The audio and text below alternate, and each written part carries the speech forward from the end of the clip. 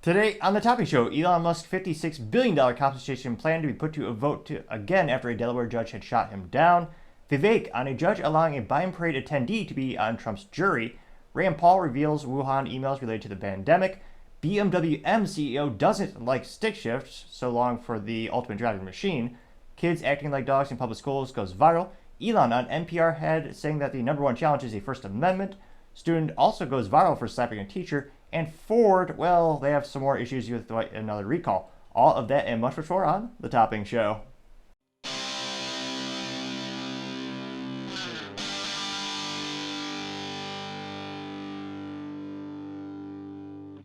Thank you, everyone, for taking the time to tune in today. Today's episode of The Topping Show is proudly sponsored by Topping Technologies. Topping Technologies is an IT value-added reseller and services company with a special proficiency in IT security. Heck, I see their founder at least twice a day, guys. He's quite handsome and brilliant.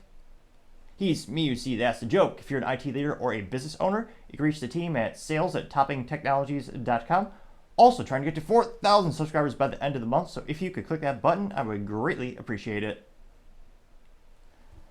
Now, going over to the business part of the podcast, we have Elon's $56 billion compensation plan to be put to a vote after a Delaware judge, robbed him. Now, I say this because, previously, years ago, Elon, the board of directors, and the shareholders all came together. They said, rudimentarily speaking, Elon, if you hit these astronomically high growth rates, all these great goals, if you actually do that, we'll give you a appropriately astronomical payday. And truth be told, it's mostly going to be in stock options. It's not just cash. Now, a couple of shareholders later, after Elon had achieved seemingly the impossible, they came back and wanted to sue Elon. And a Delaware judge said, oh yeah, Elon, you basically get to work for free. We're going to take away this compensation from you. Now, this spurred Elon to actually move the business and corporation over to the great country, or some might say, the state of Texas, or properly called Texas.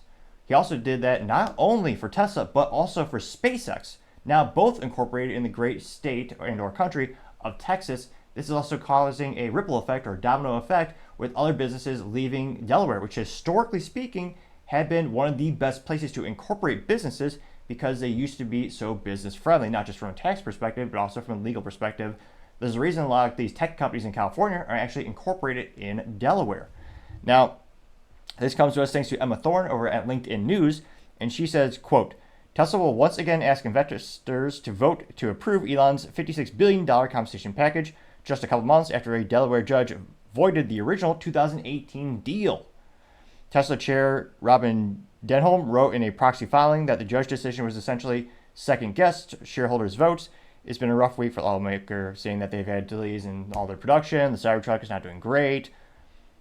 And, again, at the end of the day, they're breaking a contract. This is a really big red sign or stop sign. It's a big warning.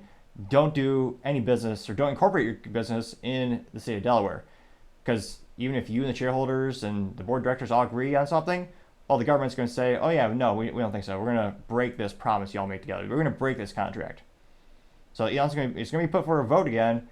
And the downside is the optics aren't great. Most of the people on LinkedIn are crying because they don't understand, contracts or business. But a lot of people are saying, they're having to do all these layoffs. Well, first of all, this also is being issued in stock. And again, granted, you know me, I love having 3 pedals on all my vehicles, also known as a manual transmission, a good old gas engine. It makes me smile ear to ear when I'm driving, shifting through the gears. I'm not a fan of the EVs personally, but Elon has achieved seemingly impossible building Tesla, and they actually are a profitable EV company, which, historically speaking, is unprecedented. He deserves every penny of that, especially, again, because they all agreed to this. So I think it's disgusting what Delaware has done to Elon, and I can't but hope he will get this. The optics, again, aren't great because Tesla right now, their growth rate is decreasing. And it's not just, it's not exclusive to Tesla, it's the EV industry in general is slowing down. The adoption rates are decreasing.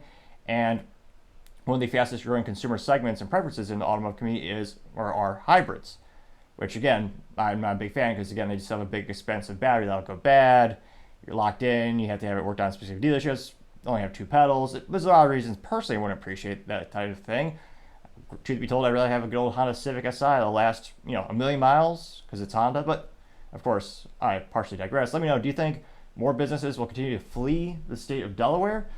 And do you think more businesses will decide will never to incorporate there in the first place, in addition to the ones that are perhaps leaving already? I mean, let me know in the comments. As always, be fascinated to hear what you have to say.